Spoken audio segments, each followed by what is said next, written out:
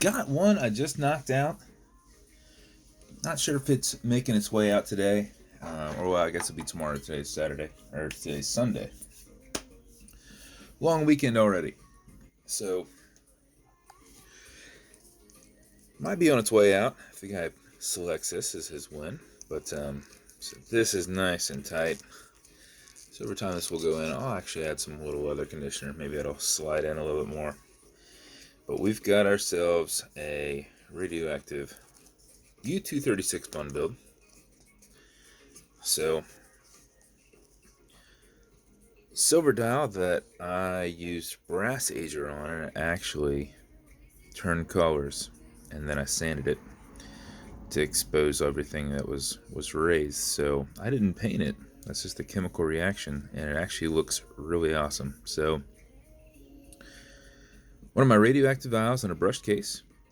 Got silver handset. We did a custom painted seconds hand that's in black and did a red dot. I'm sorry, an orange dot. I'm looking at the red dot that's flashing at the bottom of my screen here.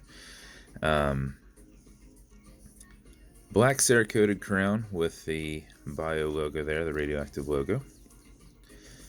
And then we've got this. Oh, I'm sorry. And we've got a black PVD bezel on this with just minute accents going all the way around.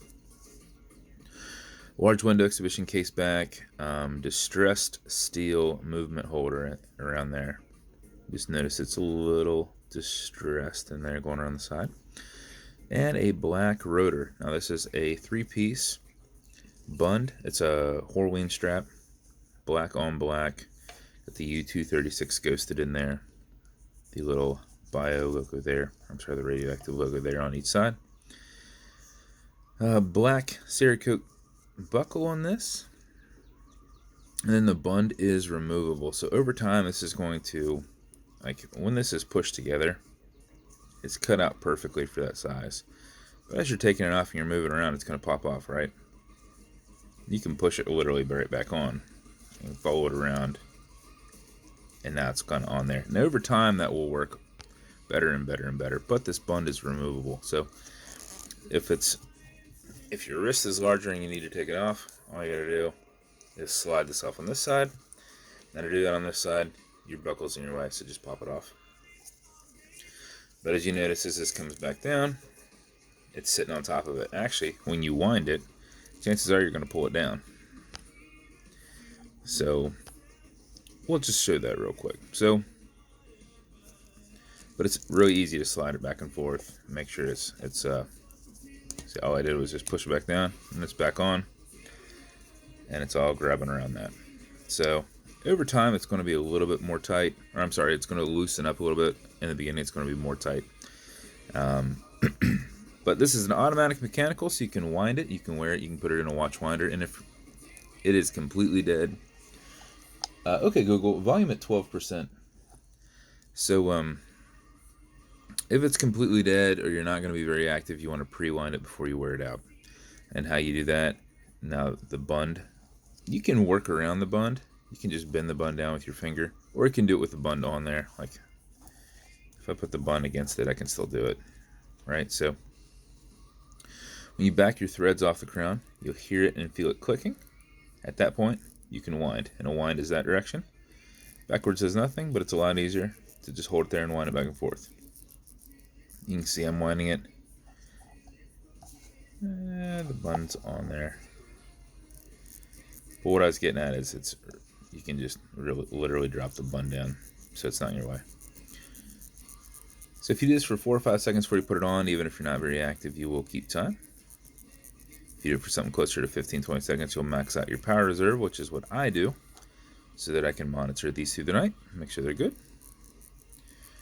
If you pull it to the one and only click, you can now set your time.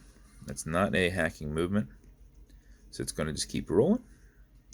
And you've got a wobble crown, so it's going to deflect lateral pressure that you're putting on there and not transfer it into the stem, into the movement. But I like to just kind of pull back as I'm setting the time. Okay, Google, what time is it? 11:43 a.m. 11:43 a.m. It also makes it nice and easy to push it right back over and thread down. So you can see it's up, right? Literally, you just push it back down follow it around and push it, and it almost kind of like clicks. So, like I said, over time this is cut perfectly to fit that, but over time that will either, you know, kind of work its way a little bit looser around there just because it's going to wear down a bit. But every time you put it on, it should essentially just snap right back on. So it's not, it doesn't hurt it to pop off. Because if I straighten it out like this, you can take it right back off. But when you bend it back around your wrist, it's going to just go right back in there, especially as you get it tighter on your wrist. So that is the build. Most bund straps, just in case you guys didn't know that, most bund straps don't have an exhibition case back. But if I did that with ours, this is flush, right? If I did that with this would stick up nice and high. So I thought, I don't like that look. Most bund straps don't have that back there. So with this, watch matching beads. It's going to come in a black. I wish my phone would just focus when I show things. Black by a box.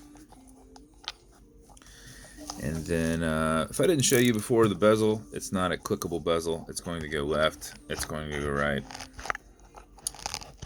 There we go. It'll go left. It'll go right. It does not click. You just set it where you want it to go. And since it's kind of inside, it's harder to just accidentally push it around there. It should just essentially stay where you're wanting it. Unless you bump it, but it's kind of hard to bump, like I said, because it's not up against that, right? So, with the watch will come watch cleaner. This is good on all glass and metal, which is everything here in the center. It's non-streaking, non-toxic, non-residue, so if you get your watch dirty or fingerprinted up, just use that. Leather strap conditioner. This is to keep this leather, this Horween, perfectly soft. If you ever feel that it's getting hard or rough, just apply a little bit, let it soak in, and remove any excess. A little bit will go a long way, I promise you. And same thing with your fine scratch remover. This is Novus 2 off of Amazon, repackaged into these little things. It's essentially like a poly watch. This is an acrylic glass. You can scratch it. If you do, put a tiny bit on it, buff against it, fill in that scratch. Generate some heat with your thumb behind a microfiber, and buff it for about 15 seconds, and it should be completely gone. Just use what you need, because the rest is going to soak into that rag and get pushed all around the dial, because you're just filling a tiny scratch. So just use a tiny bit. So thank you guys. Hopefully one of you out there is the one watching who's getting this watch. If you want me to build you something custom and unique, reach out. And if you want to continue to see videos like this and me fumbling through focusing, like and subscribe as I fumble through them all the time. Thanks.